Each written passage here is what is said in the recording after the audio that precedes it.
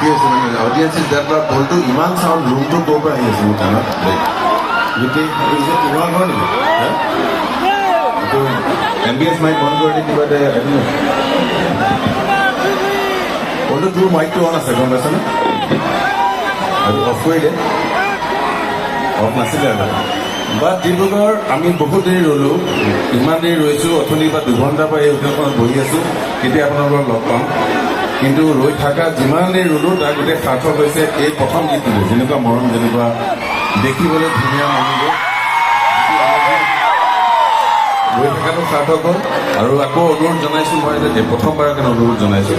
ৰাইজে বিহু চাবলৈ আহে অকণমান কথা বতৰা লাগে মেইন মিটিংবোৰ অকণমান সোনকালে পাতি যদি শেষ কৰে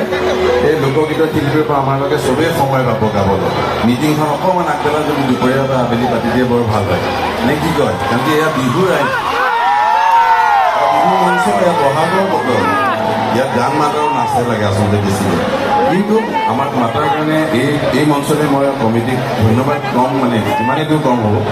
আহিয়ে বৰ ধুনীয়া লাগিছে গতিকে কমিটিক বহুত ধন্যবাদ 12 বছৰ হ'ল চাগে এইখন ফিল্ডত থেংক ইউ ছ' মাছ